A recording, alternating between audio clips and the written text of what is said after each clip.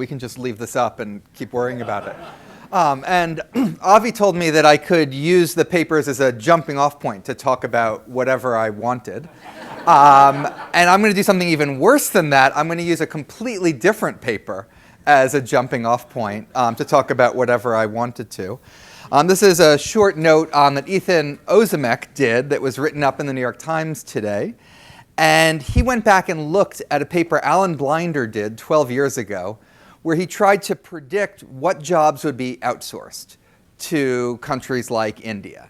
And he took all the occupations and coded them from 0 to 100 on how easy would it be to take those jobs and move them to places like India. And what Ethan did is he went back and looked at these predictions, looked at what happened over the last decade, and there was zero correlation between what's happened in occupations and where they were all the way from 0 to 100. In fact, you looked at the ones that were the most automatable, and we lost 200K jobs there. The ones that were the second most automatable, offshoreable, I mean, you gained 2 million. This is part of a long track record of bad predictions in these areas. The reason I didn't do any slides is that Eric has seen my slides like 8 times now, and I didn't want to bore him. But I love to show old newspaper headlines. My favorite is the Washington Post from 1935 wrote that robot brains outdo man's minds in speed and accuracy of results. They predict tides, pick criminals' fingerprints, I guess that was image recognition, calculate mathematical problems, and perform amazing tasks, which was, I assume they meant general AI when they wrote that in 1935. We keep predicting that all the jobs will go away. We keep making errors, and the errors tend to go in 2 different types. One where the absolute value is too large. We think things are going to be much better or much worse than they are. And then if you look at the sign, it seems like we make more, it's gone now, doomsday predictions that don't materialize than the opposite. So why have we gone so wrong so many times in these types of predictions? I think part of it is the predictions were based on speculation and introspection. And that's why looking at papers like the ones that Anna and Jill both presented today is great, because that's actually real evidence, real data. And I think we can learn a lot about the subtle ways that labor markets react, allocating labor from here to there, changing wages, and the like. And there's a very high ratio of speculation to empirical evidence in this area.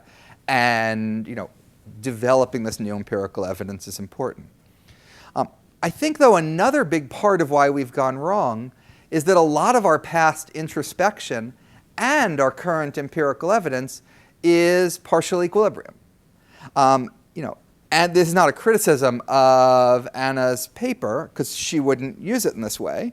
But if we tried to use it to compare the world in 1819 to the world in 2019, there's a lot more automation now than in 1819.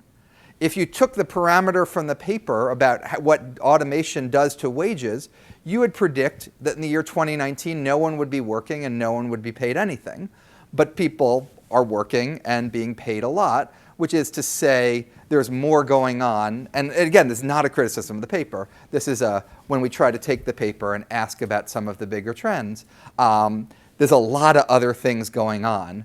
And a lot of those things are going on in general equilibrium, with things like higher incomes, overall productivity growth, creating new types of jobs. If you're just looking at incumbent workers, you're not looking by design at the new types of jobs and the like. So I think getting more evidence is great. Trying to embed that in general equilibrium models, ideally less scary ones than Seth's, would be is sort of an important next step.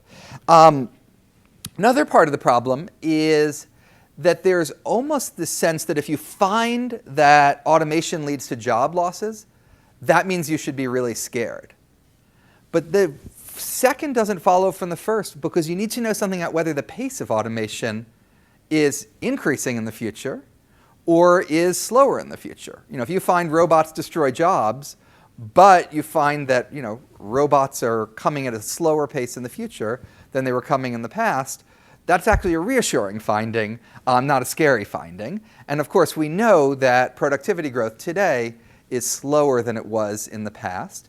This is a combination of different types of technological progress. This isn't a direct measure of automation itself, but it does say, even if you think some of these partial points hold in general equilibrium, whether you should be scared or not, we need to have some view about technological progress in the future. So, where does this leave us in using social science and using economics to try to come up with better answers to these questions? Part is if you want to, be in the real world and not in a stylized model, and you want to be about general equilibrium, you have to look at what's actually happened in the past and look at some of those trends. I think when you look at those trends, you find some things that are partly reassuring, like the unemployment rate today is the same as what it was 100 years ago.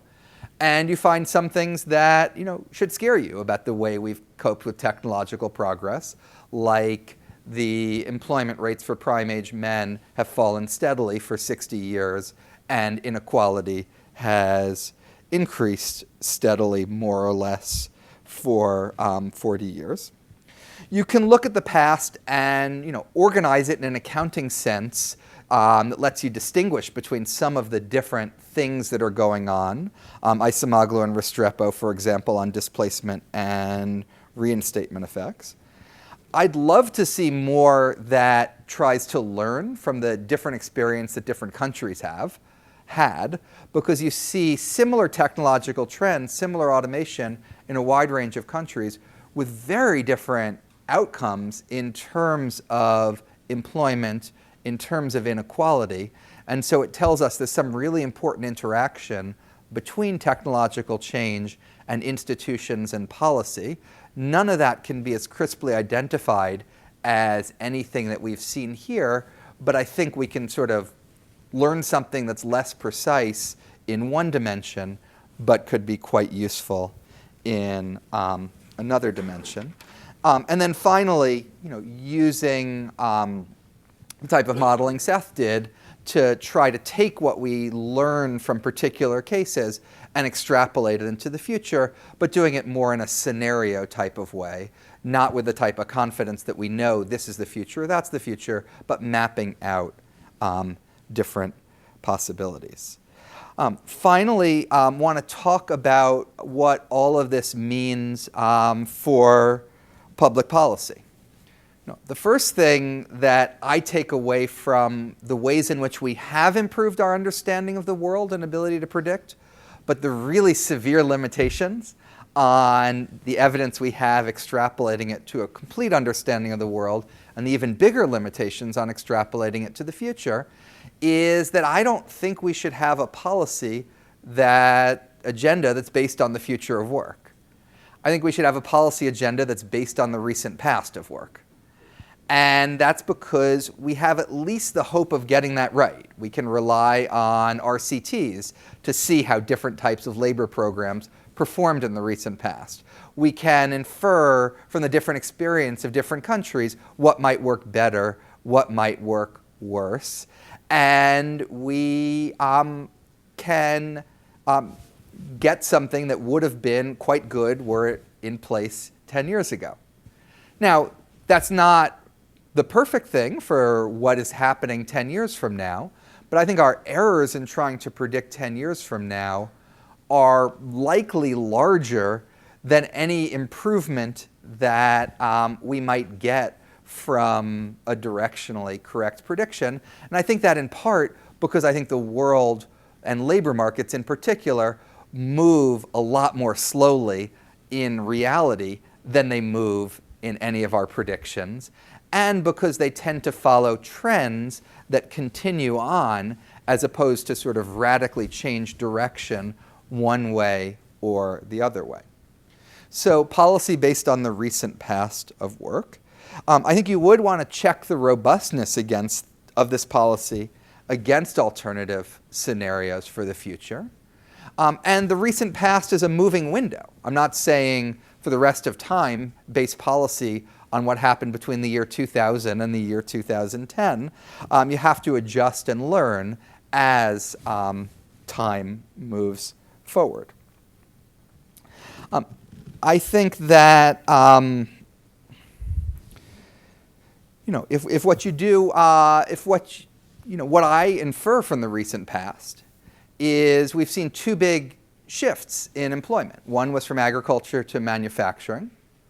When we did that shift, we did a massive set of policy changes to help make it work. The most notable being creating high schools and free high schools. We then saw another massive shift from manufacturing to services and didn't do anything of commensurate scale that time. And in fact, we slowed down the growth rate of educational attainment during that second transition rather than increasing it and picking it up.